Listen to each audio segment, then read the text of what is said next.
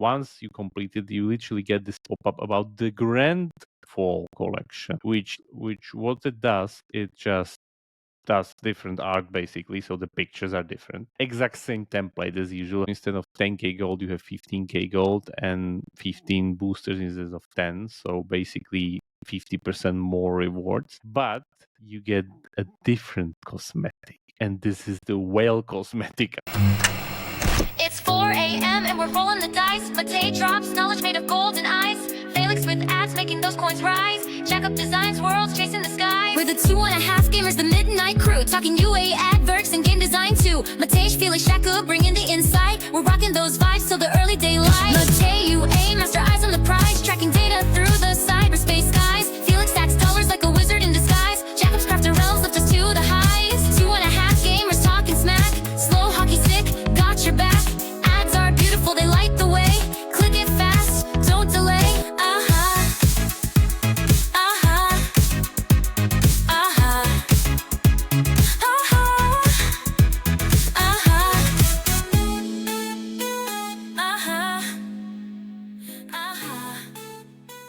Hello. This is 2.5 Gamers, another solo episode.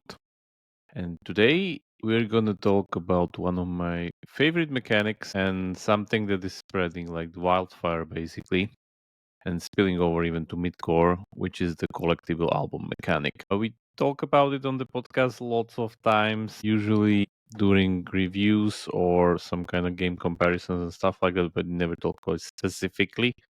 So let this be some kind of like TLDR rundown how to video basically. And I have some interesting timeline numbers that I want to go through to kind of put this into context. So yeah, let's get to it. Okay, so what we'll do is we go through this small presentation, and from that point on I have again some more tabs to kind of look into. So collectible album itself, it's this thing and this thing specifically, because a lot of times collectible albums are normal mechanics in games, and everybody can say like they were here before, like what they're talking about. So I'm talking specifically about the Scopely implementation that was done in or let's say popularized by Monopoly Go, because it was there before. So Monopoly Go releases April 2023, and from that point on this thing spreads across the whole casual genre. So it's this really specific one where, as I said, you can look at collectible mechanics and collectible albums across the whole mobile market. There will be different mutations, things, but I'm talking about this very specific setup where, again, if we go to Monopoly Go itself, these things are defined by clear templates, such as you have these kind of album pages, basically, which all consist of these X amount of cards that have their like star rarity value. There's like the overall grand prize. There's a time frame. This is very important. There's like a limited time period when you can do this. There's the duplicate mechanic and there's the trading mechanic. So those are like the typical things how to kind of differentiate this specific execution of the collectible album. Like let's call it sticker album. That's the most important part. So this thing is just great for these games because it's very easily, or I mean, like it's a perfect complementary mechanic for their heavy social feature set, because lots of these games, they are on giant player volumes, and therefore you want to have dynamics such as leaderboards, such as trading, such as like pretty much users bragging about their cosmetics and stuff like that. Again, cosmetics works mainly on social status, so it's perfect for this kind of a setup. Like casual, pretty much every single casual big game on the market should have some kind of implementation of this mechanic. The other very good thing that it's seasonal, so it resets and you lose everything, so it doesn't accumulate stuff. So that's very good. Originally, as I saw it, this was first introduced into Yahtzee with Buddies, which is a different Scopely game. Yeah, I guess some people are currently screaming at the screen because a lot of times I was told that this was actually kind of invented, like, I mean, the specific implementation by Playtika, somewhere even before in one of their games. I don't know. If somebody really knows, let me know in the comments, please. But Yahtzee with Buddies is the one where I literally saw it I guess, where I was able to track it in a way that I really kind of the one that I'm talking about. Why is this mechanic so good? Because it adds depth to shallow economies. And this is the most important part about it. Because if you look at, let's say, Royal Match or Monopoly Go, both of these casual games, they have very, very shallow economies. Shallow economy means that there isn't really that much currencies floating around the economy. There is the soft currency, there is the energy currency, and that's it. And that's the only thing you can get in the album, actually. Like, you can just get the same type of rewards that you get from any other live ops events or whatever stuff they're currently running. It's like, because they cannot add more mechanics really to the game as it would complicate it, and we don't want like complexity with casual audience, but we want engagement, we want anticipation, we want gachas, of course. And this is exactly what this album will give us, because it introduces these kind of, let's call them, temporary currencies, which are the booster packs that you get by opening stuff during the events, getting them as for like during the core loop of the game. And yeah, it's a gacha. And again, you get legendary cards, you get not legendary cards as always, so and so on and so forth. Yeah, that's great and perfect, but still it re-rolls or pretty much returns back to the original complexity, which is the only thing we give are these two soft currencies, which is the exact same setup here in the Royal Match, where again the economy isn't that really deep. It's a little bit deeper because just by the notion of it, we don't have the rolls or whatever. We have lives, of course, but we have these power-ups and boosters. So as you see here, here you get again just the soft currency and the dice, which are the energy here. But here you also get boosters, which is a little bit more complex, but just by a little. And that's it basically. Suddenly you are able to add a gacha system, which is like one of the best progression mechanics ever invented in a game, and put it into a casual game. So that's perfect. As I said, it's really important to implement it correctly. So you really need the duplicate system, because gacha mechanics are only as good as many times you can roll the gacha, which gives you the gacha depth. Therefore, you need to be able to absorb duplicates. So once you open these packs and you get duplicates, you have a choice basically. So in Monopoly Go, what happens is that I can go here and exchange duplicate stickers for stars, which basically gives me either direct rewards like here, which nobody does, or they give me more packs. And the usual thing is you want to save for the best pack, because for instance here in Royal Match, these packs, you literally have this red pack that if we go here, you are on their website, you see the right ratio and all these other things. The red pack contains one card that is guaranteed to be missing from your collection, which is immense value for a collection of 135 cards. So just saying. So again, that's just the way usually for solo players. But, and this is the other very important thing, you can trade these cards. And this is the big uplift that this mechanic is causing, because it's giant player engagement. Because again, here you have an example how you can trade it in Monopoly Go. You have you only trade 5 stickers per day, and players search actively for trades outside of the game, which is perfect. If we go here in Royal Match, what you can see here, that if I go here into my, but basically you can trade these things. See, I can send it, I need a duplicate, but then I can send it to one of my friends, or I can request this in my clan, basically. See, so not only now the clans aren't just begging mechanisms for lives, which is like, yeah, that's there, but again, it gives them much more meaning. So suddenly these social groups, like teams in Royal Match, have much more potential. And again, this is just the immediate motion, because usually what happens is you go outside of the game into these giant trading groups, which is basically this, which is the official Monopoly Go Facebook group with 10 million followers, where there are these, they even supported themselves and facilitated through these Golden Blitz events, which is just like live ops here. It was even done one today. You see there are these cards and like search for perfect trade in comments, 800 comments basically.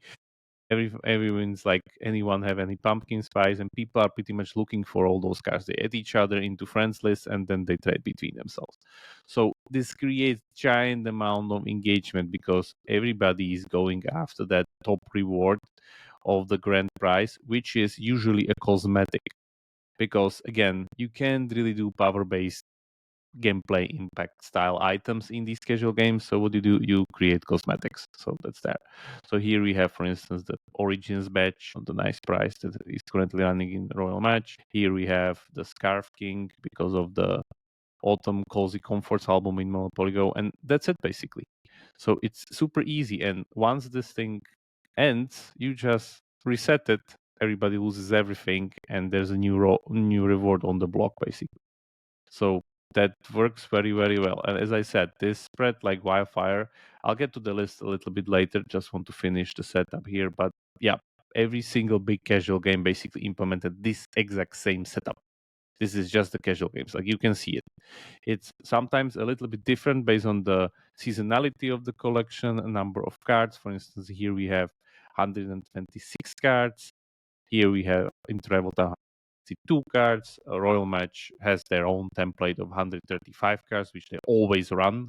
It's the same all the time, 135 cards for 2 months.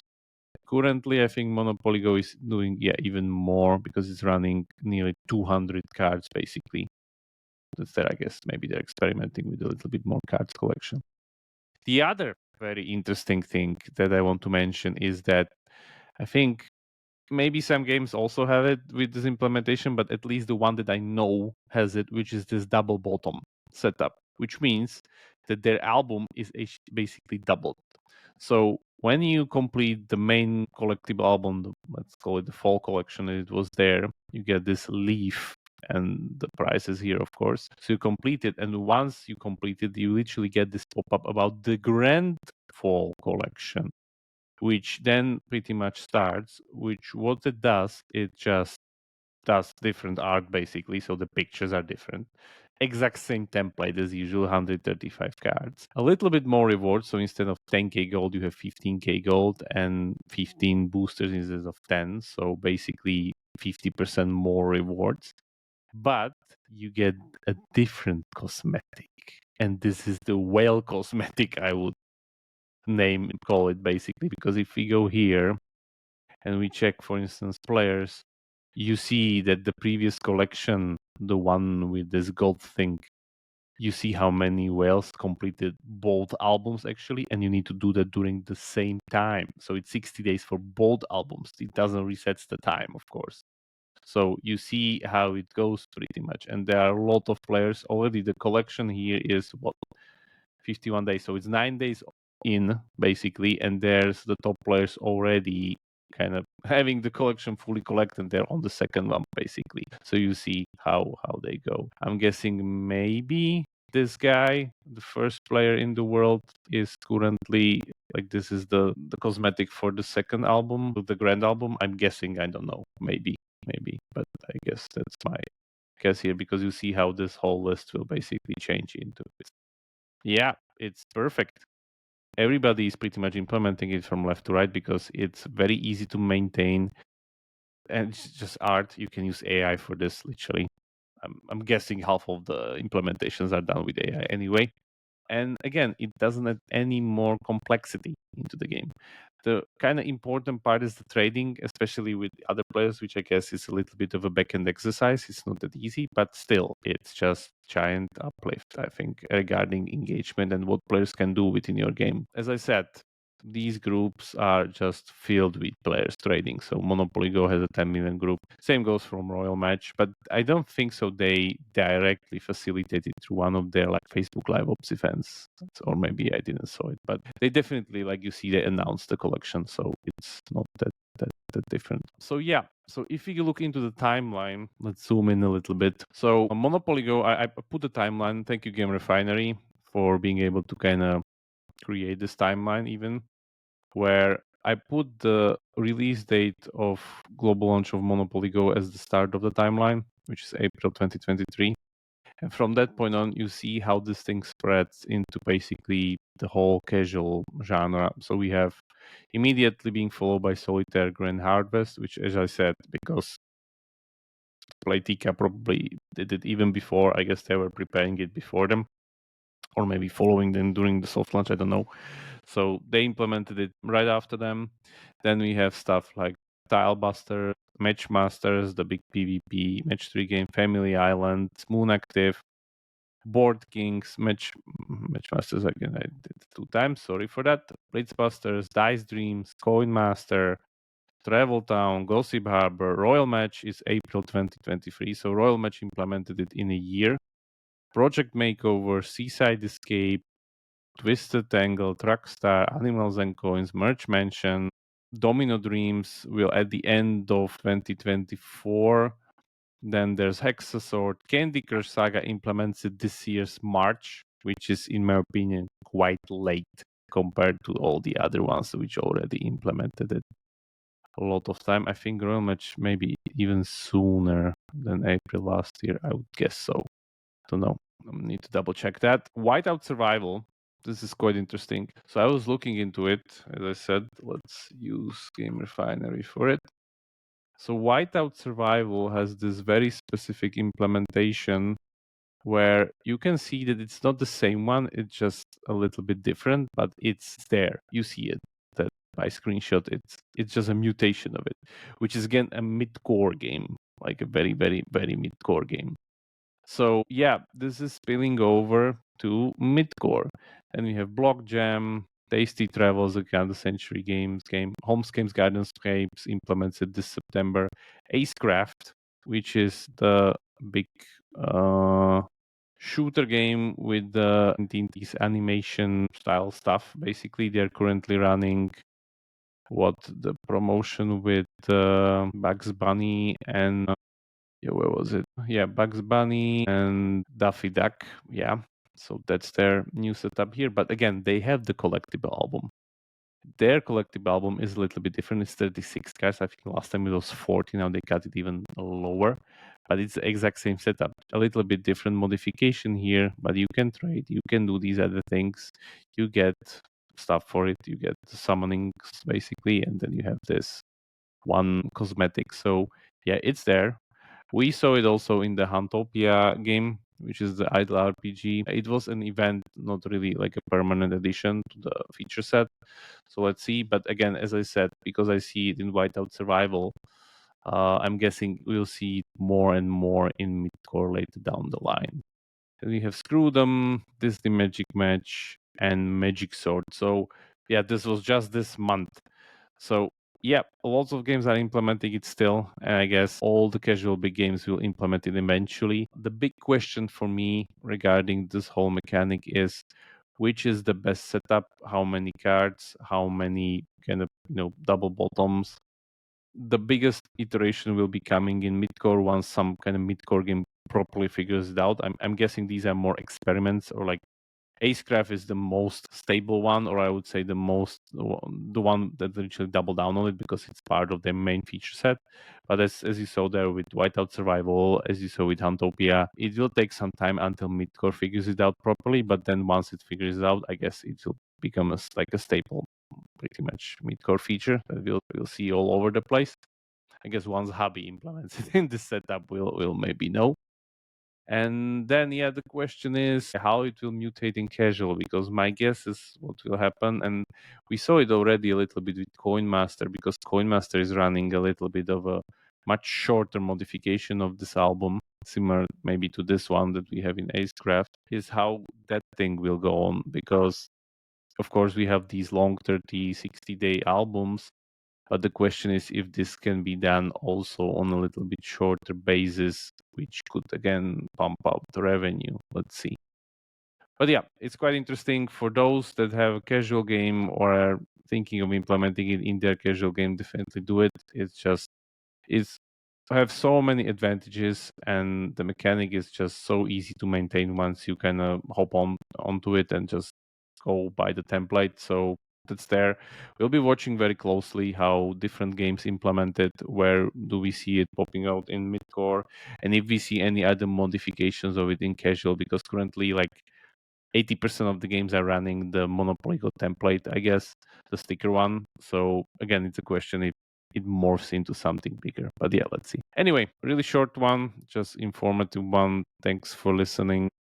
Yeah, we'll see how this one goes. If you have any questions or anybody knows that this mechanic was done by Playtika sooner or in which specific game, let me know in the comments. Join our Slack, subscribe, and see you next time. Ciao.